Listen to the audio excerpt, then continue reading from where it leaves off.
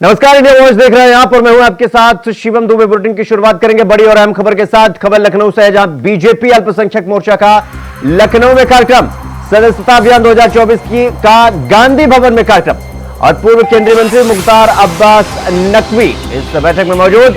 BJP अल्पसंख्यक मोर्चा अध्यक्ष वासित अली भी मौजूद और बीजेपी से जुड़े अल्पसंख्यक समाज के कार्यकर्ता इस बैठक में मौजूद है। और कार्यकर्ता में डिप्टी सीएम ब्रजेश पाठक भी पहुंचे। प्रदेश में 2 करोड़ लोगों को जोड़ने का लक्ष्य रखा गया और बीजेपी प्रदेश अध्यक्ष भूपेंद्र चौधरी भी पहुंचे। 100 लोगों को बीजेपी में सदस्यता दिलाई जाएगी। तो ये बड़ी खबर हम आपको बता रहे हैं। बीजेपी अल्पसंख्यक मोर्चा का लखनऊ में कार्यक्रम और इस कार्यक्रम में उप मुख्यमंत्री ब्रजेश पाठक भी मौजूद रहे और प्रदेश में 2 करोड़ लोगों को जोड़ने का लक्ष्य रखा गया है इस कार्यक्रम के तहत। और इस बैठक में न सिर्फ उप मुख्यमंत्री बल्कि बीजेपी के प्रदेश अध्यक्ष भूपेंद्र चौधरी भी पहुंचे हैं। तो ये बड़ी खबर हम आपको बता रहे हैं इस वक्त की। तो बीजेपी अल्पसंख्यक समाज के कार्यकर्ता मौजूद रहे इस बैठक में और इस कार्यक्रम में डिप्टी सीएम। इस खबर पर हमारे साथ हमारे सहयोगी मोहम्मद आसिफ हमारे साथ फोन लाइन पर जुड़ गए हैं। आसिफ, जिस तरीके से बीजेपी का ये सदस्यता अभियान और ये पूरा कार्यक्रम चलाया जा रहा है, क्या कुछ रणनीति, क्या कुछ तैयारी है और क्या कुछ संदेश देने का प्रयास किया जा रहा है?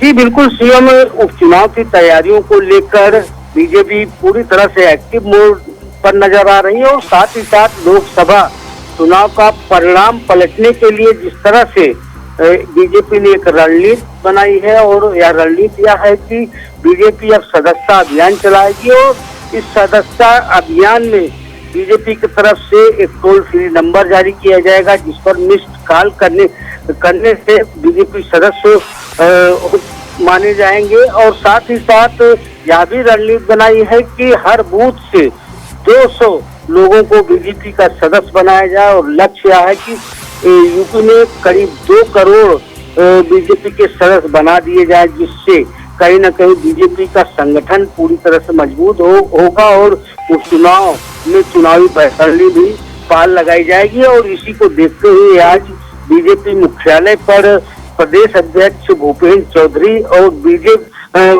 डिप्टी सीएम ब्रजेश पाठक की मौजूदगी में एक अहम बैठक हुई और बैठक में आज देखिए, अब विधानसभा उपचुनाव भी जैसे जैसे नजदीक आ रहा है, चूंकि लगातार ये माहौल बनाया जाता है कि भाई देखिए भारतीय जनता पार्टी के साथ मुस्लिम वाला जो समुदाय है वो भारतीय जनता पार्टी के साथ नहीं है, इसीलिए क्या अल्पसंख्यक समाज के कार्यकर्ताओं को भी बुलाया गया था, अल्पसंख्यक समाज के नेताओं को भी बुलाया गया था ये संदेश देने के लिए कि देखिए हम सबको साथ लेकर चलते हैं? देखिए सीएम, जिस तरह से लोकसभा चुनाव में बीजेपी का एक नारा था सबका साथ सबका विकास और अल्पसंख्यकों को जोड़ने के लिए तमाम कार्यक्रम किए गए, उसमें बीजेपी हिट नहीं हुई। लेकिन अब इस बार एक अलग तरह की रणनीति बनाई जा रही है। अल्पसंख्यकों को भी बैठक में बुलाया जा रहा है और उनको आश्वस्त किया जा रहा है कि बीजेपी उनके साथ है और सबको साथ लेकर चलेगी, उनके साथ किसी भी तरह का अन्याय नहीं होगा और साथ ही साथ उनका भी विकास किया जाएगा। और इसमें अहम बात यह रही कि जिस तरह से मिस्ड कॉल के जरिए यह दावा किया जाता है कि इतने करोड़ सदस्य बन गए, इस पर भी स्थिति भूपेंद्र चौधरी ने साफ कर दी कि इसमें जो भी रियल होंगे उनका ही जो है रिपोर्टिंग की जाए, अलग तरीके से ना की जाए, ना झूठा माहौल फैलाया जाए। वहीं दूसरी तरफ कार्यकर्ताओं के साथ साथ जिस तरह से अल्पसंख्यकों को जोड़ने की एक मुहिम बीजेपी की तरफ से है, अल्पसंख्यकों को किस तरह जो है भरोसे में लिया जाए, इसकी भी पूरी तरह से रणनीति तय कर ली गई है। आपसे मेरा पहला सवाल ये भी है कि देखिए, एक तो ये बैठक कितनी लंबे चली, दूसरा इस बैठक में कौन कौन मौजूद था और तीसरा ये कि क्या इस बैठक से आगामी विधानसभा उपचुनाव में फायदा होता हुआ दिखाई देगा? देखिए, बैठक बीजेपी मुख्यालय पर जो आयोजित की गई थी, करीब 3 घंटे मीटिंग चली। इस मीटिंग में करीब जो मुख्य बॉडी के जितने भी बूथ अध्यक्ष, कार्यकर्ता और साथ ही साथ संगठन मंत्री थे, वह सभी इस बैठक में मौजूद रहे और इसमें खास तौर पर अध्यक्षता डिप्टी सीएम ब्रजेश पाठक और प्रदेश अध्यक्ष भूपेंद्र चौधरी ने किया था। और जिस तरह से पिछले लोकसभा चुनाव में मिले वोट के सापेक्ष 75% सदस्य बनाने का जो लक्ष्य रखा गया है और सदस्यता अभियान की तैयारी को लेकर भी आज शुरुआत कर दी गई है।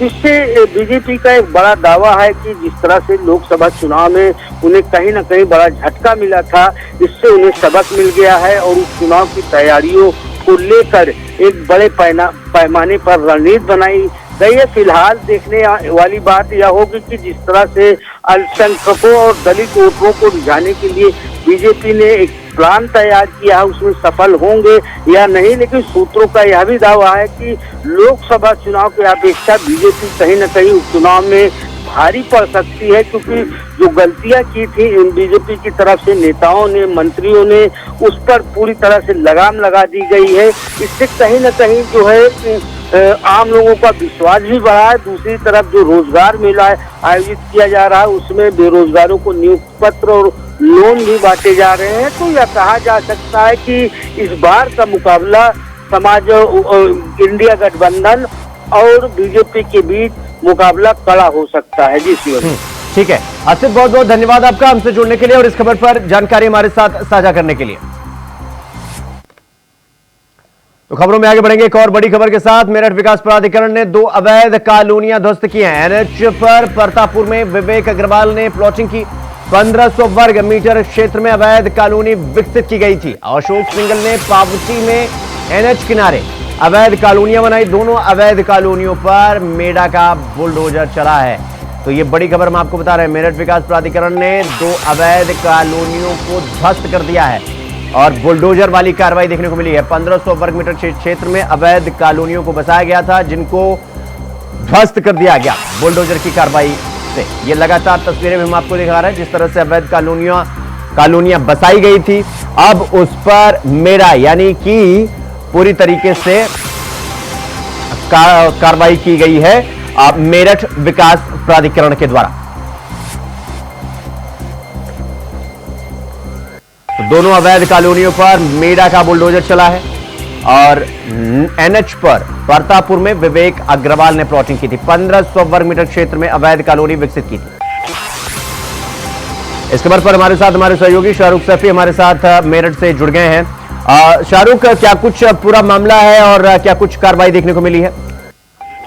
जी बिल्कुल, मैं आपको बता दूं लगातार एमडीए की कार्रवाई आज देखने को मिली है और अलग अलग क्षेत्रों में कार्रवाई देखने को मिली है। आपको बता दूं मेरठ के परतापुर क्षेत्र में एनएच पर 1500 वर्ग मीटर पर एक अवैध कॉलोनी विकसित हो रही थी। भाई मेरठ के खिरवर रोड पर भी ग्राम बसेर जवेरी में एक 15,000 गज मीटर में एक ओमपाल रघुवीर के नाम से ये कॉलोनी विकसित हो रही थी, जिसमें एमडीए का बुलडोजर चला है। आपको बता दूं वहीं जब एमडीए का बुलडोजर वहां टीम पहुंची तो वहां के लोगों ने उनको वापस कर दिया। उसके बाद उनको वहां के कर्मचारियों को धमकाया गया। जब टीम वापस अपनी एमडीए आ गई तो एमडीए पर आकर भी वहां के लोगों ने हंगामा खड़ा कर दिया। उसके बाद वहां के लोगों ने एमडीए के जो जज है उनको भी काफी धमकाया और कहा कि तुम्हारा इलाज कर देंगे। इसी को देखते हुए एमडीए ने अब आज अपना बुलडोजर ले जा करके वहां पे जो अवैध कॉलोनियां थी उनको खेत की तरह जोत दिया। जो अवैध कॉलोनियों में प्लॉटिंग चल रही थी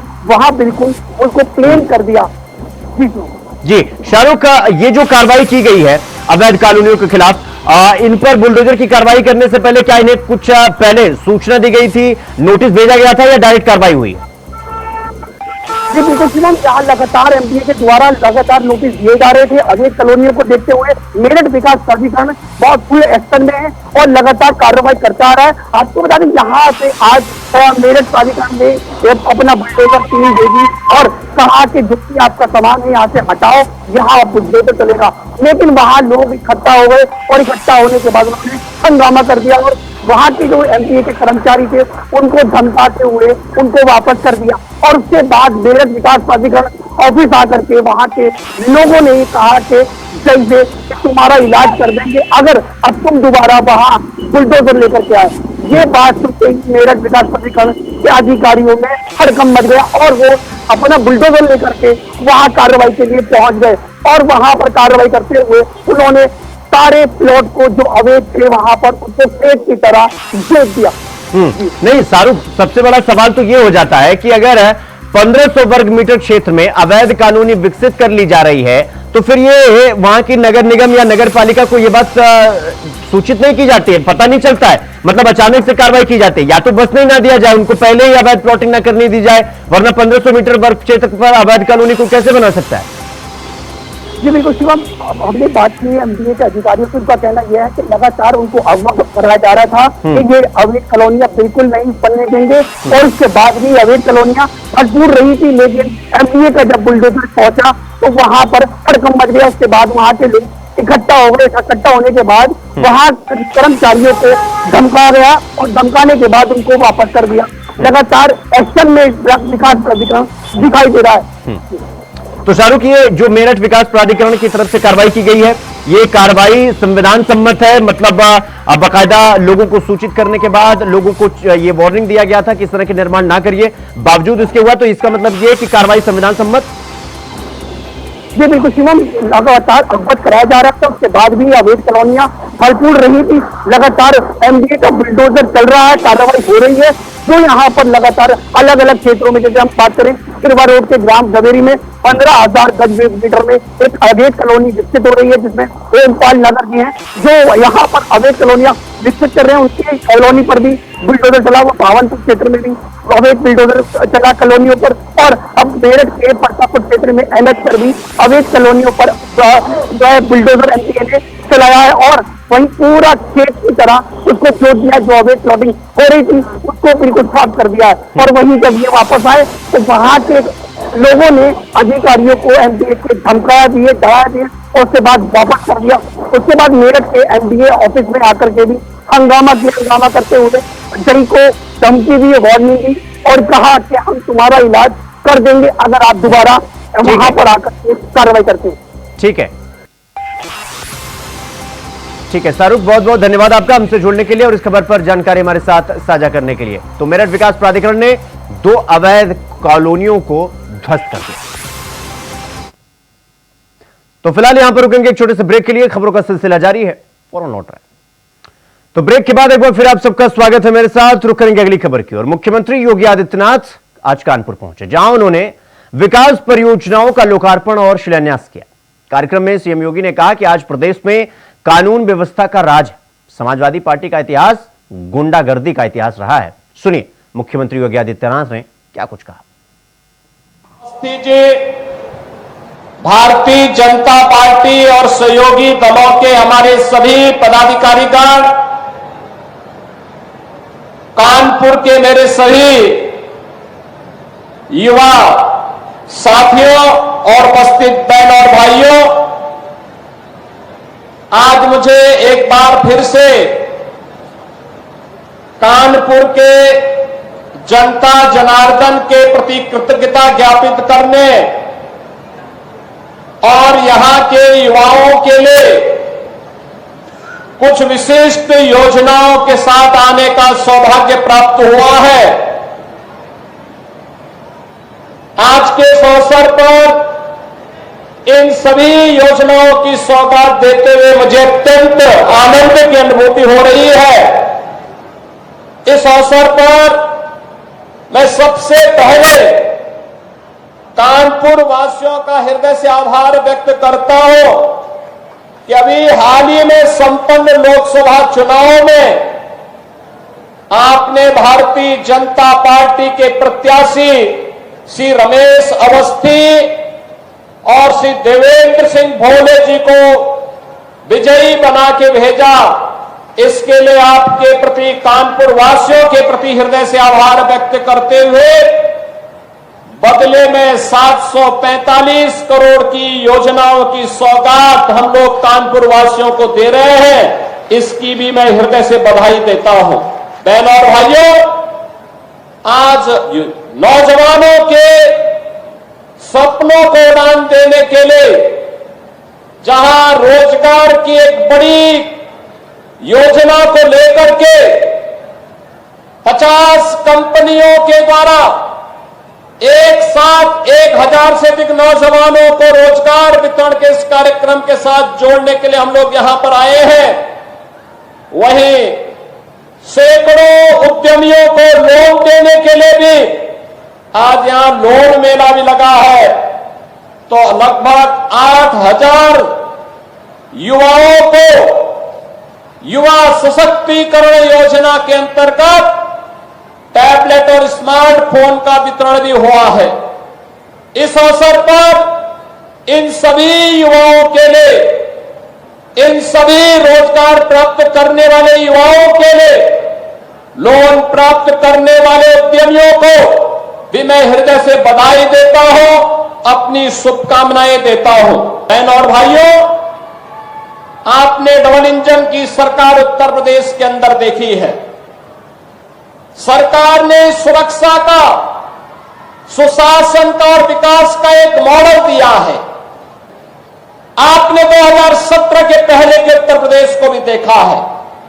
2017 के पहले उत्तर प्रदेश अपनी पहचान के लिए मोहताज था।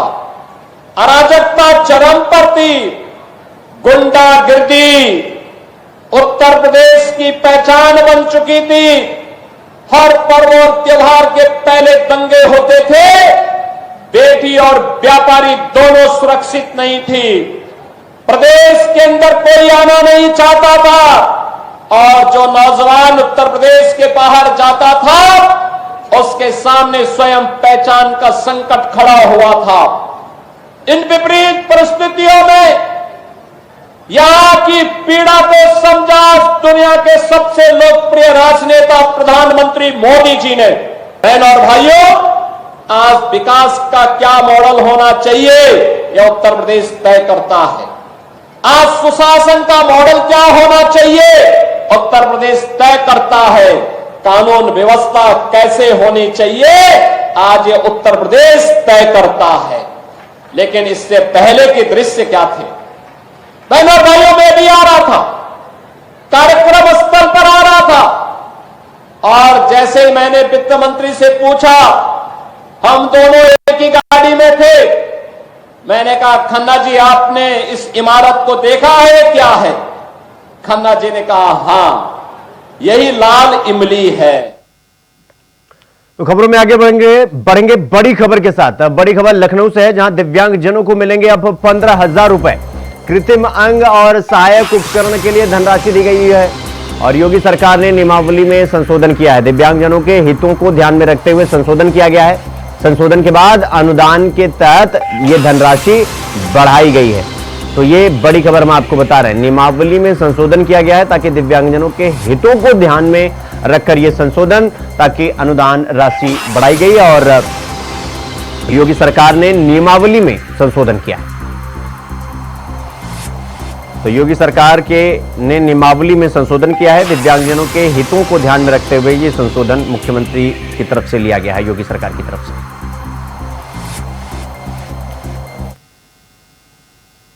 तो खबरों में आगे बढ़ेंगे, आपको बता दें कि मऊ में मुख्तार अंसारी के करीबी भूमाफिया अफजल अहमद पर पुलिस ने बड़ी कार्रवाई की है। अफजल अहमद IS 191 गैंग का सदस्य है। पुलिस ने इस दौरान भूमाफिया अफजल अहमद की 2,75,00,000 रुपए की संपत्ति भी कुर्क की है। सीओ सहित तहसीलदार और 3 थानों की फोर्स कार्रवाई के वक्त मौजूद है।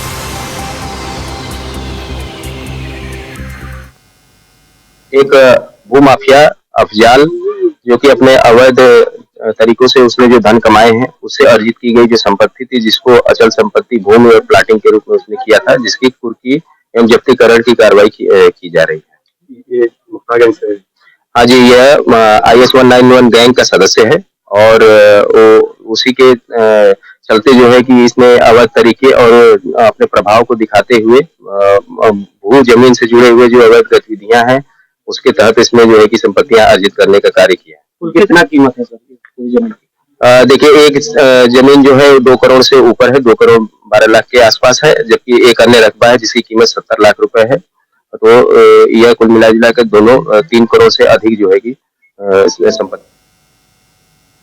तो खबरों में आगे बढ़ेंगे, आपको बता दें कि ग्रेटर नोएडा की इकोटेक 3rd थाना क्षेत्र में स्थित एक घर का दरवाजा तोड़कर घुसे आधा दर्जन हथियारबंद बदमाशों ने जमकर लूटपाट किया और लगभग 7 लाख रुपए की ज्वेलरी और कैश लेकर मौके से चंपत हो गए। घटना की जानकारी मिलते ही पुलिस विभाग में हड़कंप मच गया।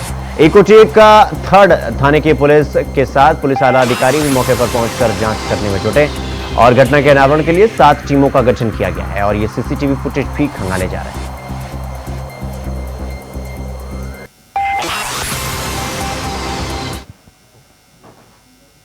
तो वहीं रायबरेली में 12 साल की नाबालिग के साथ बलात्कार करने वाले को ग्रामीणों ने रंगे हाथों पकड़ लिया और ग्रामीणों ने बलात्कारी को पकड़कर पुलिस के हवाले कर दिया। घटना ये तब की है जब किशोरी भारी बारिश के दौरान शौच के लिए गई थी। उसी दौरान गांव का ही रहने वाला सरजीत वर्मा किशोरी का पीछा करते हुए खेत में पहुंच गया और यहां किशोरी के साथ जबरदस्ती करने लगा। तभी उसने शोर मचा दिया और शोर सुनकर ग्रामीण मौके पर पहुंचे और दरिंदे को रंगे हाथों पकड़ लिया। तभी किसी ने पुलिस को सूचना दी और सूचना पाकर मौके पर पहुंचे पुलिस ने उसे हिरासत में ले लिया।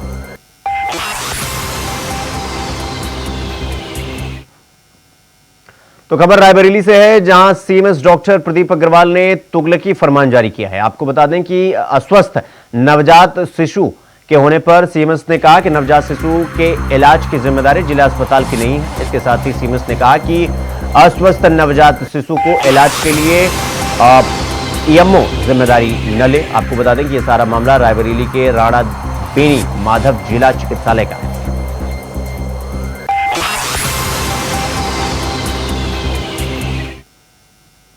तो वहीं जिगना थाना प्रभारी के खिलाफ एफआईआर दर्ज करने का सीजीएम कोर्ट ने आदेश दिया है। नए कानून के तहत न्यायालय ने थाना प्रभारी शैलेश राय, एसआई सुभाष यादव सहित 6 लोगों को एफआईआर दर्ज करने का आदेश दिया।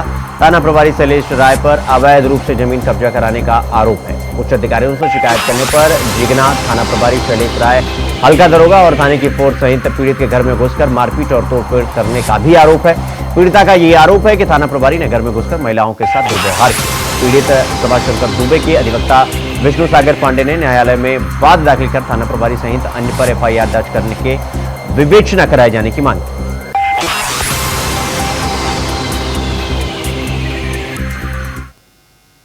तो खबरों में आगे बढ़ेंगे। आपको बता दें कि अमरोहा में डॉक्टर को ब्लैकमेल करने वाली महिला को पुलिस ने गिरफ्तार कर लिया है। दरअसल आपको बता दें कि महिला ने डॉक्टर पर फर्जी मुकदमा दर्ज करने की धमकी देकर 10 लाख रुपए लिए थे। महिला की गैंग सीधे साधे लोगों को जाल में फंसाकर ब्लैकमेल करती थी। डॉक्टर को ब्लैकमेल कर 10 लाख रुपए लेते हुए महिला सीसीटीवी कैमरे में कैद हो गई, जिसके बाद पुलिस ने महिला को गिरफ्तार कर जेल भेज दिया।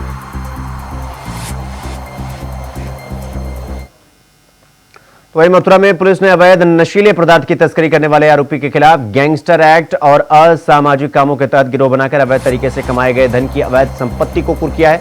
वरिष्ठ पुलिस अधीक्षक शैलेश कुमार पांडे ने माफियाओं की संपत्ति को कुर्क करने का अभियान चलाया। 28/8/24 को थाना शेरगढ़ पर पंजीकृत मुकदमा अपराध संख्या 1/23 धारा 2/3 गैंगस्टर एक्ट के तहत अभियुक्त कमलेश की जिलाधिकारी महोदय के आदेश के क्रम में 3 संपत्तियों को कुर्क किया जा रहा है। पहली संपत्ति एक मकान है जो थाना हाईवे तुलसीनगर मोहल्ले में स्थित है, जिसकी अनुमानित कीमत लगभग 16,48,000 रुपए है, उसको कुर्क किया जा रहा है। और उसकी एक गाड़ी जिसकी अनुमानित कीमत करीब 1,93,000 रुपए है, उसको भी आज कुर्क किया जा रहा है। और एक स्कूटी जिसकी कीमत करीब 16,000 रुपए है, उसको भी जिलाधिकारी महोदय के आदेश के क्रम में कुर्क किया जा रहा है। और इन संपत्तियों के विरुद्ध आगे वैधानिक कार्रवाई। तो वहीं देवरिया के बरियारपुर में स्थित आश्रम पद्धति विश्वविद्यालय में छात्र फूड पॉइजनिंग के शिकार हुए। इलाज के बाद स्वस्थ होकर विद्यालय में पहुंचे छात्रों का हालचाल जानने और विद्यालय का निरीक्षण करने के लिए देवरिया डीएम दिव्या मित्तल ने राजकीय आश्रम पद्धति विद्यालय का निरीक्षण कर व्यवस्थाओं का जायजा लिया। उन्होंने छात्रों से सीधा संवाद किया। छात्रों से